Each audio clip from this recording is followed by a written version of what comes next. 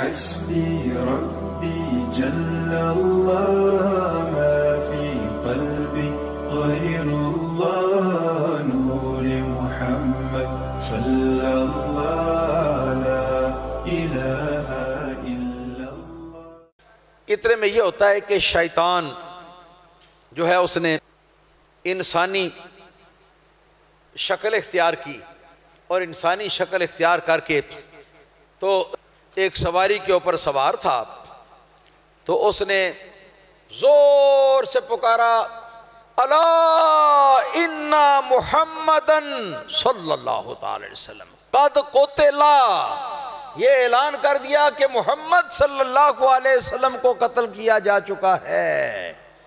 جب یہ اعلان کیا تو اب مسلمانوں کے دم اکھڑنے لگے کہ سب کچھ جس کے لیے ہم کر رہے ہیں جب وہ نہیں رہا تو اب ہم کیا کریں. سوچ میں تھی اب ہم کریں کیا کہ جب نبی کریم صلی اللہ علیہ وسلم نے اس پکار کو سنا تو آپ نے فرمایا یہ ابلیس کی آواز ہے، میں نے اس کو پہچان لیا ہے اور یہ اس لیے ہے کہ تاکہ بنو حوازن کو اہل اسلام کے خلاف ذرا جری اور دلیر بنا دے. تو کوئی بات نہیں، اب میں چھپ کے نہیں رہوں گا، تمہارے گھیرے میں نہیں رہوں گا، سواری سے ادھر کر نہیں رہوں گا، بلکہ نبی کریم صلی اللہ علیہ وسلم اپنے سفید رنگ کے خچر مبارک کے اوپر آپ سوار ہوئے.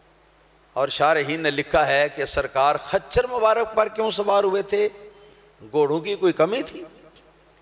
کیونکہ جنگی ہتھیار جو ہوتا ہے جس کے اوپر چڑھ کر لڑتے ہیں تو وہ تو گھوڑا ہوتا ہے، وہ زیادہ جلدی سیکھ جاتا ہے اور اپنے سوار کی وہ جلدی اطاعت کرتا ہے لڑائی کے معاملے میں. تو یہ خچر جو ہے وہ ایسا نہیں ہے، تو سرکار خچر پر کیوں سوار تھے؟ ائمہ محدثین نے فرمایا کہ اس سے پتہ چلتا ہے کہ حضور نبی کریم صلی اللہ علیہ وسلم کتنے جرأت مند اور کتنے شجاع اور بہادر تھے. تو آپ پھر خچر کے اوپر چھلانگ مار کر تو جمپ لگا کر خچر کے اوپر آپ فوراً سوار ہو گئے اور سرکار دو عالم صلی اللہ علیہ وسلم نے فرمایا انا النبی لا کذب انا النبی لا کذب انا ابن عبد المطلب. یہ شعر ہے نبی پاک صلی اللہ علیہ وسلم کی زبان مبارک پر قدرتی جاری ہو گیا ہے جی. انا النبی لا کذب، اس کا معنی ہے میں نبی ہوں جھوٹا نہیں ہوں، میں نبی ہوں جھوٹا نہیں ہوں. انا ابن عبد المطلب، اور میں عبد المطلب کا بیٹا ہوں جو عرب کا مشہور سردار ہے، اس سردار کا میں بیٹا ہوں. دادا کا نام لیا آپ نے، والد کا نام نہیں لیا، اس لیے کہ والد تو نوجوانی کے اندر وفات پا گئے تھے اور دادا جان آپ کے دیر تک زندہ تھے اور انہوں نے آپ کی پرورش کی.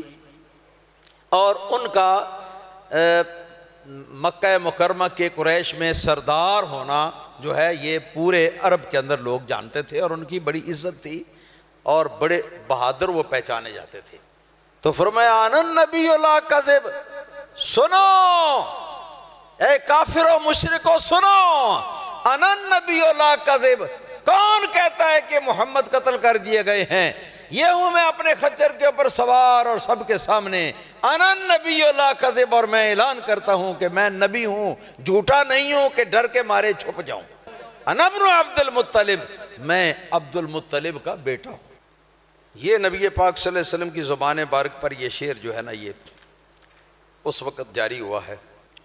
تو اس حدیث کے لانے سے مقصد یہ ہے کہ حضور نبی کریم صلی اللہ تعالی علیہ وآلہ وسلم جو ہیں ان کی زبان مبارک پر بھی شعر جو ہیں وہ جاری ہوئے ہیں ہاں جی، چاہے کسی دوسرے کا شعر اور چاہے اتفاقیہ طور پر اپنے زبان مبارک پر ہی آ گیا، اپنے طور پر ہی.